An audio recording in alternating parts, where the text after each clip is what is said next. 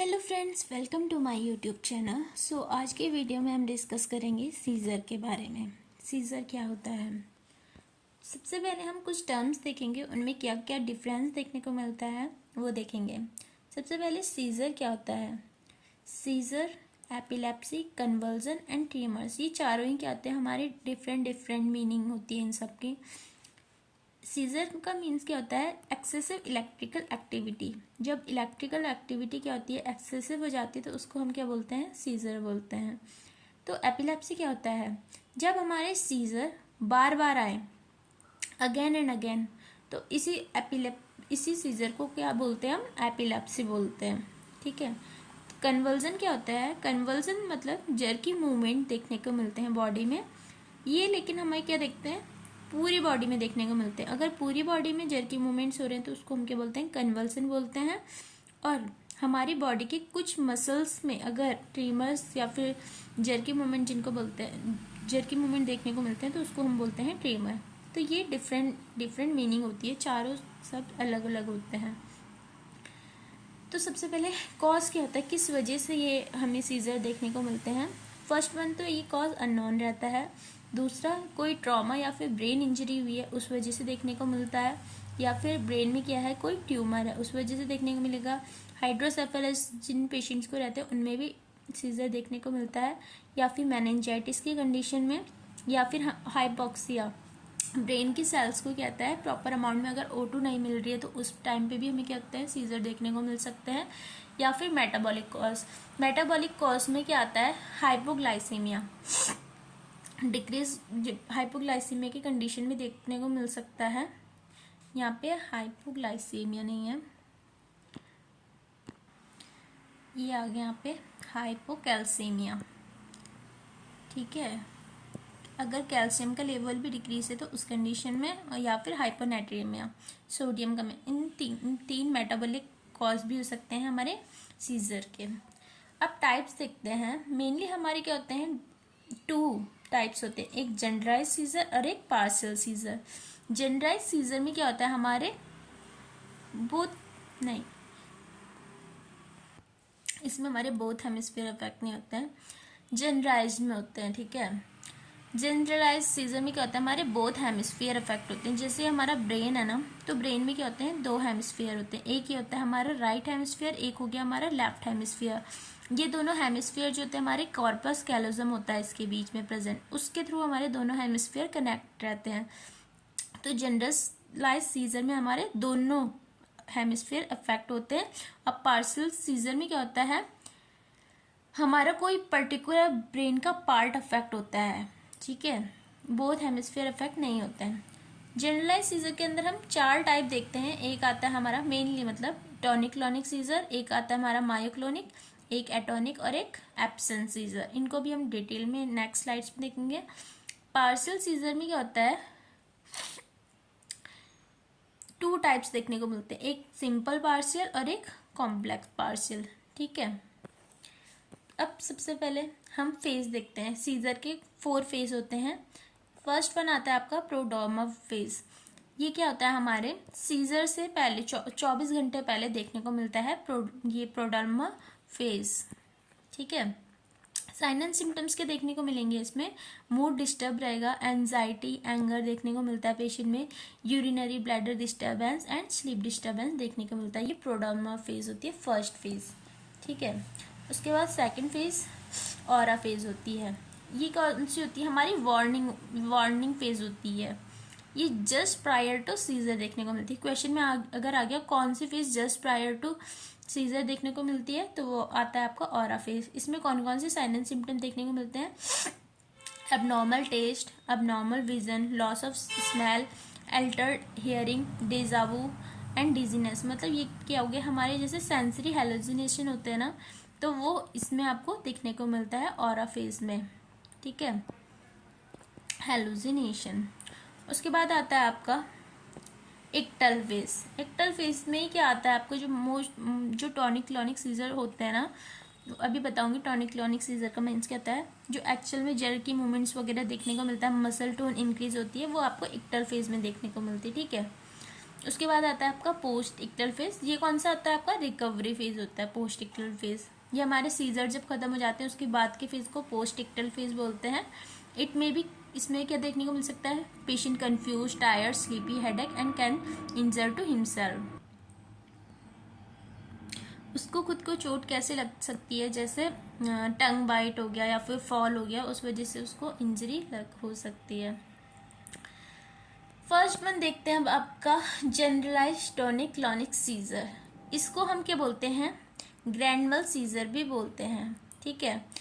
ये हमारा most common type of seizure है। इसमें आपका आता है, इसमें आपके 4 फेज देखने को मिलते हैं, टोटल 4, ठीक है। जो भी आपको aura phase, tonic stage, clonic stage, recovery stage, सारी स्टेज में आपको देखने को मिलती है। तो इसमें हम देखते हैं इक्टल फेज। इक्टल फेज में आपका पता है एक टॉनिक स्टेज आती है और एक क्लॉनिक स्टेज आती है। टॉनिक स्टेज में क्या होता है आपका? मसल टोन इंक्रीज होती है। जैसे आपने देखा होगा किसी को जैसे सीजर आते हैं, मिर्गी के दौरे आते हैं, तो उसमें क्या होता है? सबसे पहले हमारी क्या होती है? पूरी बॉडी जो होती है स्टिफ हो जाती है ना, तो उसी को हम क्या बोलते हैं? Tonic stage. ये हमारा कितना होता है? 10 to 20 सेकेंड के लिए। उसके बाद क्लॉनिक स्टेज आती है। क्लॉनिक स्टेज में क्या होता है? एक्चुअल जो हमारे जर्की मूवमेंट देखने को मिलते हैं ना, वो क्लॉनिक स्टेज में देखने को मिलते हैं। ये हमारे 30 to 40 सेकंड के लगते हैं। जैसे किसी के दौरे आते हैं तो सबसे पहले उसकी क्या होती है? पूरी बॉडी स्टिफ हो जाती है 10 to 20 सेकंड के लिए। उसके बाद उसको कहते हैं पूरी बॉडी में क्या होते हैं? जर्की मूवमेंट देखने को मिलते हैं, तो उसको हम बोलते हैं क्लॉनिक स्टेज। कौन कौन से साइन देखने को मिलते हैं? टंग बाइट हो सकती है, ठीक है। लॉस ऑफ कॉन्शियसनेस की लॉस हो सकती है। एपनिया देखने को मिल सकता है। फ्रोथी सलाइवा, उसके मुंह से क्या हो सकता है? झाग आ सकता है। साइनोसिस की कंडीशन देखने को मिल सकती है। इनकॉन्टिनेंस देखने को मिल सकता है। और अगर बच्चे में अगर ये देखने को मिल रहा है टॉनिक क्लॉनिक सीजर, तो उसमें क्या होता है? चाइल्ड में वो रो सकता है, मतलब डर जाता है ना, तो रोना देख सकते हैं उसमें। पोस्ट इक्टल फेज रिकवरी स्टेज में क्या होता है? पेशेंट टायर्ड, थक जाता है, स्लीपी हो जाता है, इंजर्ड देखने को मिल सकता है। इवेंट और मेमोरी लॉस, उसको क्या होता है? वो याद नहीं रहता उसके साथ क्या हुआ था। मसल सोरनेस सीन, ये सब कुछ देखने को मिलता है, ठीक है। उसके बाद आता है आपका एब्सेंट सीजर। एब्सेंट सीजर को हम क्या बोलते हैं? पेटिटमल सीजर भी बोलते हैं या फिर एब्सेंट सीजर बोलते हैं, ठीक है। ये कॉमनली हमारे किस में होता है? चिल्ड्रन में देखने को मिलता है। Precipitate by flash of lighting and hyperventilation. इन दोनों कंडीशन में क्या होता है? हमारा एब्सेंट सीजर प्रेसिपिटेट हो जाता है, मतलब ज़्यादा चांसेस होते हैं एब्सेंट सीजर होने के। इक्टल फेज में देखेंगे इसमें क्या होता है? एब्सेंट सीजर के अंदर ही पढ़ रहे हैं हम। Child appears to daydreaming. हम क्या देखेंगे कि वो मतलब जैसे डे ड्रीमिंग कर रहा है, ठीक है। पता ही नहीं चलता है उसमें कि हाँ सीजर आ रहे हैं। Child do not response to question. जैसे कोई बच्चा क्या है क्लास में बैठा हुआ है, उसको क्या है? एब्सेंट सीजर आ रहे हैं, तो क्लास में टीचर तो पढ़ा है लेकिन उसको तो वो डे ड्रीमिंग में, ठीक है। जैसे कोई क्वेश्चन पूछेगा टीचर तो इस रिस्पॉन्स नहीं करेगा, ठीक है। कंसंट्रेशन इसमें बच्चे की डिस्टर्ब देखने को मिलती है। अगर इसको ट्रीट नहीं किया है ना, तो ये 100 टाइम्स पर डे 100 टाइम, एक दिन में 100 टाइम देखने को मिल सकता है, तो ये कुछ ज़्यादा खतरनाक हो जाएगा। पोस्ट इक्टल फेज में क्या होगा? ये इमीडिएट रिकवरी देखने को मिलती है इसमें, और उस बच्चे को याद नहीं रहता है इस इवेंट के बारे में। उसके बाद आता है आपका एटोनिक सीजर। एटोनिक सीजर को हम क्या बोलते हैं? ड्रॉप अटैक बोलते हैं, ठीक है। क्वेश्चन आ सकता है ड्रॉप अटैक के लिए हमारा एटोनिक सीजर। ए मतलब क्या हो गया? एब्सेंस, ठीक है। सडनली क्या होती है? मसल टोन एब्सेंट हो जाती है। मतलब हमारी मसल टोन, जैसे हमारे अंदर क्या है? मसल टोन है ना ढंग से, मतलब नॉर्मल वे में, एकदम से क्या हो जाती है? एब्सेंट हो जाती है। तो वो एकदम से क्या होता है? पेशेंट फॉल हो जाता है, एकदम से गिर जाता है। रिजल्ट पेशेंट में स्लम फॉल। एकदम से आपने देखा होगा ना, एकदम से कोई गिर जाता है, उसमें मतलब एटोनिक सीजर। सो हमने पेशेंट को क्या एडवाइस देनी है कि उसको क्या करना है? 24 घंटे के करने हैं, हेलमेट पहन के रखना है। किस लिए? ये क्या करेगा? आपको सेफ्टी के लिए, हेड इंजरी ना हो इसलिए। पोस्ट इक्टल फेज में रिकवरी इमीडिएटली हो जाती है। वो इवेंट मेमोरी लॉस हो जाता है, उसको पता नहीं चलता क्या हुआ था। उसके बाद आता है का टॉनिक क्लॉनिक। टॉनिक का मतलब मैंने आपको बताया, इसमें ओनली टॉनिक फेस प्रेजेंट रहती है, केवल हमारी जो मसल टोन है वो इंक्रीज हो जाएगी, रिजिड हो जाएगी पूरी बॉडी, लेकिन जर्की मूवमेंट्स इनमें नहीं देखने को मिलते हैं, ठीक है। टॉनिक सीजर में, क्लॉनिक सीजर में क्या होता है, ओनली क्लॉनिक फेस प्रेजेंट रहती है, jerky movement of muscle seen, jerky movement देखने को मिलते हैं, कोई बॉडी स्टिफ नहीं हो रही, सीधा जर्की मूवमेंट आ रहे हैं, तो उसको बोलते हैं क्लॉनिक सीजर। ये लेस देन 1 मिनट के लिए होता है। अब आपके सिंपल पार्शियल सीजर के टाइप्स स्टार्ट हो रहे हैं। सॉरी, पार्शियल सीजर के जो हमने 2 टाइप्स देखे थे, सिंपल एंड कॉम्प्लेक्स, तो ये सिंपल पार्शियल सीजर है, ठीक है। Onset of seizure without LOC, loss of consciousness, इसमें कॉन्शियसनेस लॉस नहीं होती है, ठीक है। ड्यूरेशन आपका होता है लेस देन 2 मिनट के लिए। Todd paralysis, temporary motor paralysis देखने को मिलता है, डिसअपेयर हो जाता है within 24 hour. Jacksonian march जैसे होता है ना, मार्स में कैसे होते हैं वैसे इसमें देखने को मिलता है सीजर में हमारी body. Temporary sensory loss in particular part of brain की वजह से होता है ये Jacksonian Mars. Example like occipital lobe अगर अफेक्ट हुआ है तो हमारा विजन लॉस, जैसे मैंने आपको बताया कि ऑक्सीपिटल लोब हमारे क्या होता है विजन के लिए इम्पॉर्टेंट, तो इसमें क्या होता है विजन लॉस देखने को मिलेगा अगर सिंपल पार्शियल सीजर में हमारा ऑक्सीपिटल लोब इफेक्ट हो रहा है। उसके बाद complex partial seizure, also called temporal lobe, जैसे इसमें हमारा हो रहा था ऑक्सीपिटल लोब सिंपल में, तो कॉम्प्लेक्स में टेम्पोरल लोब इफेक्ट हो रहा है, इसलिए इसको हम बोलते हैं टेम्पोरल लोब सीजर। ऑनसेट क्या होता है इसका, with loss of consciousness loss होती है।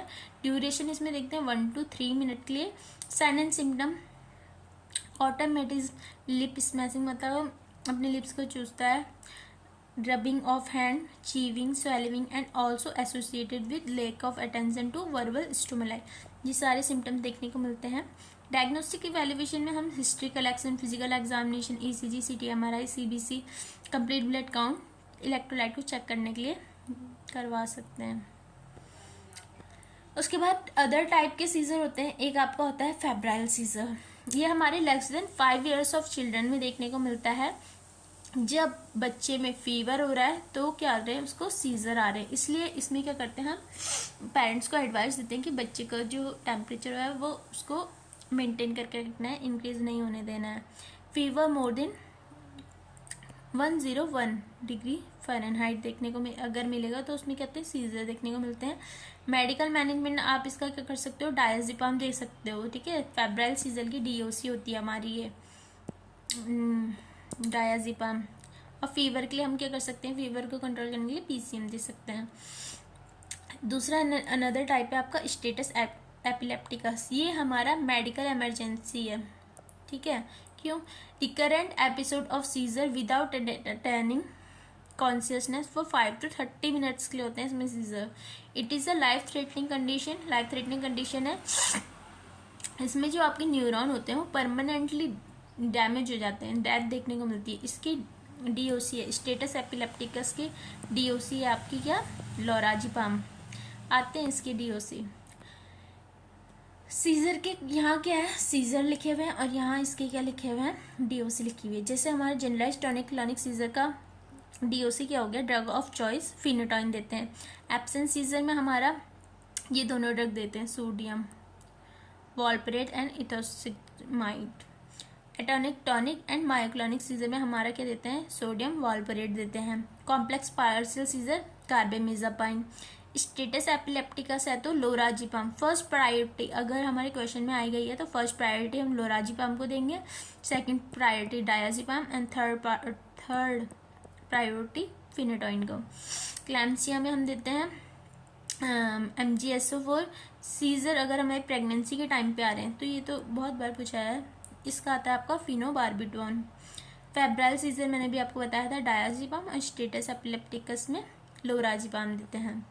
अब हमें नर्सिंग मैनेजमेंट में कौन कौन सी बातें ध्यान रखनी है, बिफोर सीजर, सीजर से पहले कौन कौन सी बातें हमने क्या करना है, पेशेंट की हिस्ट्री कलेक्ट करनी है, और लास्ट सीजर कब आया था, कौन सा सीजर आया था, क्या साइन एंड सिम्टम थे, वो सब कुछ हमने पेशेंट से पूछना है। हिस्ट्री ऑफ मेडिकेशन, वो कोई दवाई तो नहीं ले रहा है या फिर उसकी कोई बुरी आदत है जैसे वो अल्कोहल तो नहीं ले रहा है, तो वो सब कुछ हमने पूछना है। Keep O2 and suction at bed side हमने ये दोनों चीज़ें रखनी है। Bed should be in low position, नीचे क्यों? क्योंकि अगर उसको बाई चांस वो गिरे ना पहले, तो उसके लिए हम क्या करेंगे, साइड रेल्स अप रखेंगे, लेकिन गिर गया तो उसे ज़्यादा चोट नहीं लगेगी, इसलिए हम क्या करेंगे, बैट को थोड़ा लो पोजीशन में रखेंगे, नीचे रखेंगे, ठीक है। ड्यूरिंग सीजर हमें क्या करना है, सबसे पहले फर्स्ट प्रायोरिटी होती है प्रिवेंट फ्रॉम इंजरी, ठीक है। साइड रेस्ट क्या लाइन विथ पिलो पोजीशन, हमने उसको करना है साइड लाइन पोजीशन देनी है, ताकि जैसे उसके सलाइवा हमने बोलता ना, इसमें सलाइवा देखने को मिलता है, ताकि वो एस्पिरेट ना कर सके और उसके मुंह से, अगर हम साइड लाइन टेढ़े में लेटाएंगे उसको तो उसके मुंह से सलाइवा बाहर आ जाएगा।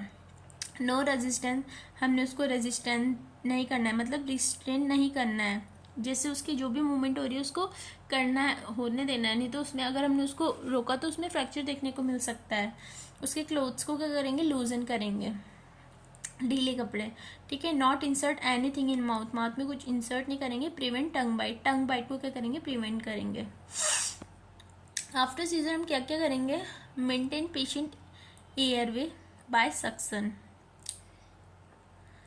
हम उसके एयरवे को क्या करेंगे, सक्सन के थ्रू पेटेंट रखेंगे, खुला रखेंगे, ताकि उसमें क्या हो, हाइपॉक्सिया वगैरह कुछ ना हो।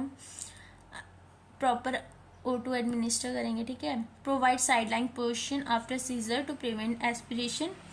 After seizure note duration, characteristic and seizure, हम ये सब कुछ नोट करेंगे, कितने टाइम के लिए आए थे, कैसे आए थे, क्या क्या साइन एंड सिम्टम थे, ठीक है, ये सब कुछ देखेंगे। वाइटल साइंस चेक करेंगे, इसमें हम रेक्टल टेम्परेचर यूज़ करते हैं। प्रोवाइड मेडिकेशन, जो भी medication particular type of seizure के लिए होगी वो देंगे, एंड इमोशनल सपोर्ट प्रोवाइड करेंगे। So thank you so much. आपको कोई भी क्वेरी हो तो आप कमेंट में पूछ सकते हो।